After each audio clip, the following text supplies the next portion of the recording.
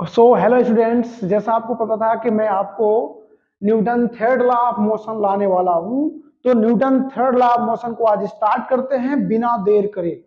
ठीक है, आइए स्टार्ट करते हैं Newton third law of motion, यानी कि न्यूटन के गति विषयक तृतीय नियम। जो दो नियम दिए थे न्यूटन ने, उसको मैं ऑलरेडी डिस्कस कर चुका हूं।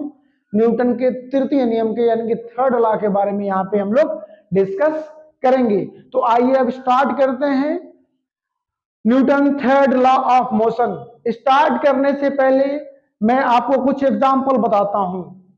जैसे मान लो आप दीवार पे मारते हो, तो दीवार पे जैसे आप मारोगे तो आपको भी क्या लगता है, चोट लगता ही है। ठीक है, वैसे ही अगर आप किसी भी बॉल को लेकर के दीवार पे बॉल को मारते हो तो दीवार भी क्या होती है, दीवार से बॉल क्या होती है, वापस टकरा कर आपकी तरफ वापस लौट कर आती है। अच्छा, इनसे पता क्या चला कि जब आपने एक्शन किया दीवार पे तो दीवार ने अपना क्या दिया, आपको दिया रिएक्शन। ठीक है, अगर आप मत चल रहे हो तो आगे वाला पैर आगे बढ़ा रहे हो तो पीछे आगे वाला पैर एक्शन कर रहा है तो पीछे वाला पैर क्या करता है, रिएक्शन करता है। अच्छा, अगर आप नाव पे बैठने जाते हो, जैसे आप नाव पे बैठने जाते हो तो आप अगला पैर अपना आगे बढ़ाते हो तो ऐसा लगता है कि पीछे की तरफ आप क्या करते हो, गिर जाओगे। ठीक है, या जब आप नाव से उतरते हो तो नाव नाव से जैसे उतरते हो तो एक पैर पैर अगर आप जमीन पे रखते हो, एक पैर नाव पे रहता है, तो क्या होता है, ऐसा लगता है ना कि नाव आपको पानी की तरफ क्या कर रही है, खींच रही है। इसका मतलब क्या होता है, जब भी आप एक्शन करने जाते हो तो क्या होता है, वहां पे एक रिएक्शन होता है। और भी देख लेते हैं, जैसे कि मान लीजिए अगर बुला कार्ट वाला होता है, बैलगाड़ी वाला होता है, वो क्या करता है, बैल को मारता है बहुत तेज, तो जितना तेज वो मारता है उतना ही तेज क्या करता है, वो आगे की तरफ भागता है। यानी कि जैसे उसने एक्शन किया, उसने क्या किया, रिएक्शन दिया है। ठीक है, तो इन शॉर्ट टर्म्स हम कह सकते हैं कि जब अगर हम आप एक्शन कहीं पे करते हैं तो उसका रिएक्शन, अपोजिट रिएक्शन आपको मिलता ही है। तो आइए इस बात को इस एग्जांपल के साथ अब डिस्कस करते हैं Newton third law of motion. So according to Newton third law of motion, if a body exert if a body exert force on an object, then the object also exerts equal magnitude of force on the first object from the opposite direction। मतलब यदि कोई object किसी दूसरे object force apply करता है तो ठीक उसी समय दूसरा ऑब्जेक्ट उतना फोर्स पहले ऑब्जेक्ट के ऊपर अप्लाई करता है। यही होता है Newton third law of motion. When any object exert force on another object, then the another object also exert force on the first object in equal amount by the opposite direction। In simple words, we can say every action has a reaction। हर एक action का होता है, reaction होता है। अगर मैं दीवार मारूंगा तो दीवार भी हमको क्या, तुरंत रिएक्शन देता है। दीवार भी हमको क्या करता है, चोट मारता है। यानी अगर आप ऑब्जेक्ट पे फोर्स अप्लाई करते हो तो ऑब्जेक्ट फोर्स क्या करता है, आपके ऊपर अप्लाई करता है। ठीक है, चलिए अब कई बार आपको मिस कंफ्यूजन में आपको डाल दिया जाता है कि जो फोर्स अप्लाई होता है वह डिफरेंट डिफरेंट टाइप का हो सकता है। ऐसा नहीं है, फोर्स का जो नेचर होता है वो हमेशा और हमेशा सेम रहता है। फॉर एग्जाम्पल, अगर एक बुक किसी मेज पे रखा हुआ है तो उसका जो फोर्स है वो डाउनवर्ड की तरफ काम कर रहा है। वो बुक के वेट के कारण जो उसका फोर्स है वह डाउनवर्ड डायरेक्शन में काम कर रहा है। उसी समय उस पे एक अपवार्ड फोर्स भी लग रहा है, और उस अपवार्ड फोर्स के लगने के कारण, वह जो बुक है वो टेबल के ऊपर रुका रहता है, क्योंकि दोनों का फोर्स क्या होता है, बैलेंस हो जाता है, और बुक टेबल पे ही रह जाता है। यानी कि जो फोर्स है वह क्या हो जाता है, एक टाइप का बैलेंस फोर्स हो जाता है, क्योंकि दोनों का जो रिजल्टेंट फोर्स हो जाता है वह जीरो हो जाता है। ठीक है, आ गई बात समझ में आपको। यानी कि अगर कोई कोई ऑब्जेक्ट रखा हुआ है, कहीं पे भी रखा हुआ है, तो उस पे सेम नेचर का फोर्स उस पे अप्लाई होता है, फोर्स का जो नेचर होता है वो चेंज नहीं होता है। ठीक है, तो आइए अब जानते हैं characteristics of third law of motion. Characteristics of third law of motion, first one is it always is a linear force. यह एक हमेशा लाइनियर फोर्स होता है, सीधी रेखा में लगने वाला फोर्स होता है। ऐसा नहीं है कि वह सर्कुलर फोर्स हो जाए, ऐसा नहीं है कि वो किसी कोई ऑब्जेक्ट गोल गोल घूम रहा है उस पे फोर्स लगेगा, नहीं। ये जो थर्ड लॉ ऑफ मोशन होता है वहां पे वह कौन सा फोर्स होता है भाई, वहां पे वो हमें लाइनियर फोर्स होता है। ठीक है, second one, nature of force is always same.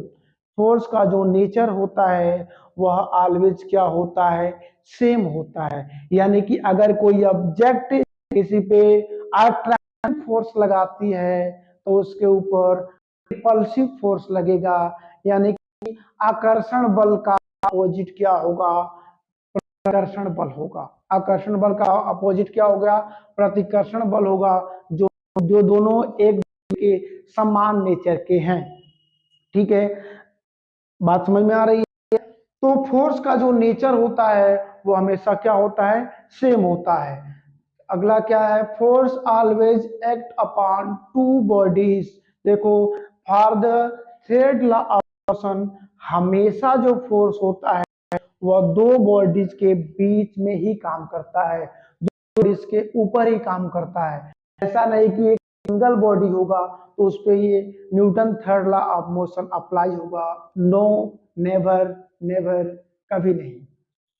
हमेशा इसमें दो डिफरेंट बॉडीज का होना जरूरी है, और दोनों डिफरेंट बॉडीज एक दूसरे के अपोजिट डायरेक्शन में होंगी, उनके ऊपर फोर्स अप्लाई होगा, और दोनों एक दूसरे के ऊपर फोर्स अप्लाई करेंगे, और फोर्स अप्लाई करने के बाद से दोनों का फोर्स का मैग्नीट्यूड क्या होगा, सेम होगा।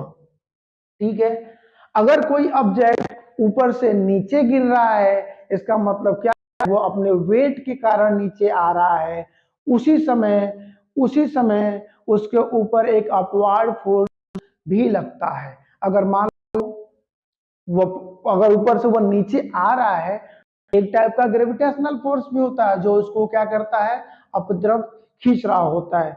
एक्चुअली उसका एरिया, अगर एरिया उसका कम है, ऑब्जेक्ट का एरिया कम है, तो उस पर क्या करे, फोर्स ज्यादा अप्लाई, फोर्स कम अप्लाई होगा, जिस कारण वो धीरे धीरे आएगा।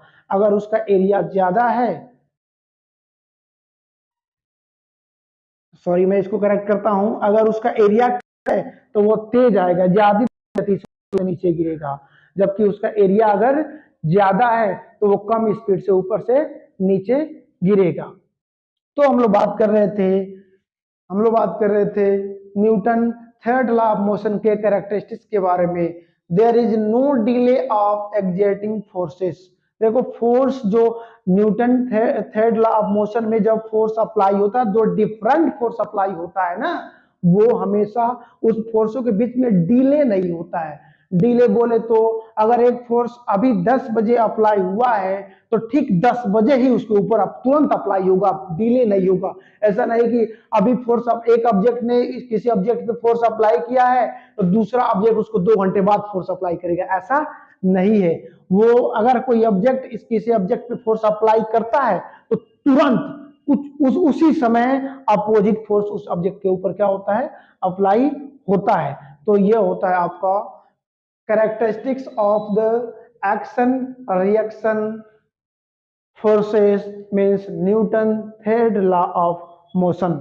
आइए हम कुछ एग्जाम्पल जान लेते हैं और उस एग्जाम्पल के साथ समझते हैं कि Newton third law of motion क्या होता है। चलिए कुछ और एग्जाम्पल जान लेते हैं हम लोग। A gun requires after firing the bullet. Gun requires, gun जो होता है बंदूक से जब बुलेट छूटती है ना, तो बुलेट छूटती है तो क्या होता है, जो बुलेट होती है वो आगे की तरफ जाती है, लेकिन उसी समय बुलेट क्या करती है, गन के ऊपर भी फोर्स अप्लाई करती है, उतना ही फोर्स अप्लाई करती है जितना फोर्स से उसके ऊपर अप्लाई किया गया है आगे भागने के लिए। बुलेट भी उतना ही फोर्स अप्लाई करती है किसके ऊपर, बंदूक के ऊपर, जिसका बंदूक क्या होती है, पीछे की तरफ चली जाती है। छोटे क्लास में क्लास 5 में पढ़ा था ना वो मौलवी जी वाली कहानी। मौलवी जी को आता नहीं था बंदूक चलाना, मौलवी जी जाते थे पढ़ाने के लिए चुन्नू मुन्नू को, और चुन्नू मुन्नू को पढ़ाने जाते थे। एक दिन क्या हुआ कि मौलवी जी कहे कि मैं बहुत बड़ा गन चलाने वाला इंसान हूं, तो एक पेड़ पे क्या दिख गया, एक एक बाज बैठा हुआ था। तो चुन्नू मुन्नू ने कहा कि गुरुजी उसको मार देंगे क्या। तो गुरुजी ने कहा हाँ बिल्कुल, मैं बहुत चलाता हूँ। बंदूक चलाने गए, बंदूक चलाने गए, बंदूक चलाने गए, और क्या होता है, बंदूक चलाना आता ही नहीं था, बंदूक से गोली लगी, अब बंदूक पीछे की तरफ भगी गोल, और मौलवी साहब को उनके छाती पे इतना चोट लगा, गिर गए। उसके बाद से वो वहां पे कौन सा लॉ अप्लाई हुआ भाई, वहां पे अप्लाई हुआ कौन सा, Newton third law of motion. ठीक है, वहां पे अप्लाई किया हुआ थर्ड ऑफ मोशन। ठीक उसी प्रकार अगर कोई कोई गाय है किसी खुट्टे से बांधी हुई है ना, अगर आप उस पर फोर्स अप्लाई करके अपनी तरफ खींचते हैं तो गाय अपनी तरफ फोर्स अप्लाई करके पीछे की तरफ खींचती है, जिससे क्या उसे पता चलता है कि वहां पर Newton third law of motion काम कर रहा है। आपने रस्सी खींच एक्शन दिखलाया, उसने रस्सी रस्सी खींचकर अपना फोर्स अप्लाई करके और रिएक्शन दिखला दिया, तो वो क्या होता है, Newton third law of motion पे आता है। तो ये था पहला example, a gun requires after firing bullet. Bullet को जैसे ही फायर करते हैं तो बुलेट भी गन के ऊपर उतना ही फोर्स अप्लाई करती है, जिससे बुलेट क्या होता है, पीछे की तरफ मुड़ता है, पीछे की तरफ भागता है। अगला है हार्स पुलिंग। अगला क्या है, horse pulling.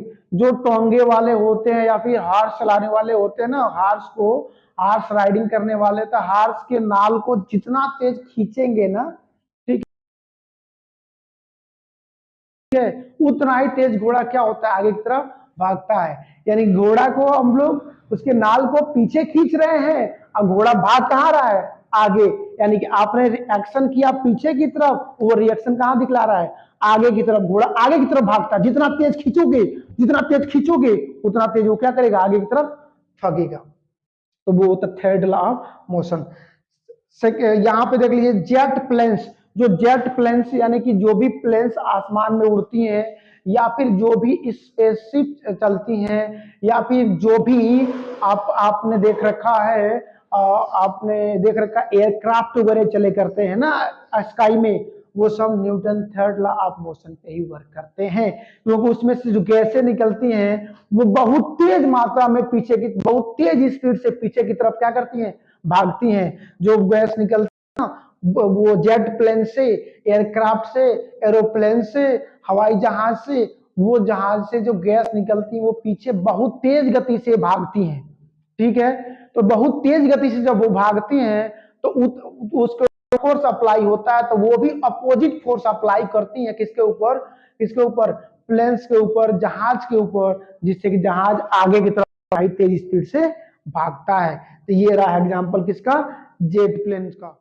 Book lying on the table, मैंने पहले ही बता दिया, बुक अगर हम टेबल पे रखे हुए हैं तो बुक पे फोर्स, बुक अपना फोर्स, इसको वेट के कारण उसका फोर्स कहां पे लग रहा है, नीचे की तरफ लग रहा है। उसी समय उसी समय उसको एक अपवार्ड फोर्स भी लग रहा है। ठीक है, ऊपर की तरफ लग रहा है, ऊपर की तरफ फोर्स लग रहा है, जिसका बुक जो होता है टेबल पे लगा रहता है। स्विमर, स्विमर का देख लेते हैं, यानी कि जो तैराक होता है, जो पानी में तैरता है, वो क्या करता है, पानी को पीछे की तरफ धकेलता है, पानी को पीछे की तरफ धकेलता है, तो उतना ही आगे बढ़ता है। यानी कि उसने एक्शन किया कहाँ, पीछे की तरफ पानी को धकेलने का, तो पानी ने भी उसके ऊपर एक्शन किया कि वो आगे की तरफ उसको क्या कर देता है, धकेल देता है। तो स्विमर के केस में भी Newton third law of motion apply होगा।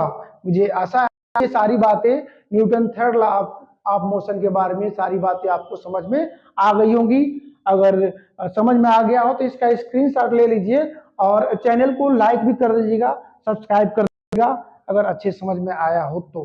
ठीक है, अब हम लोग जा रहे हैं, अब हम लोग पढ़ने जा रहे हैं क्या, अब हम पढ़ने जा रहे हैं इसी पे एक एप्लीकेशन बेस्ड है, law of conservation of momentum. Law of conservation of momentum के बारे में पढ़ने जा रहे हैं।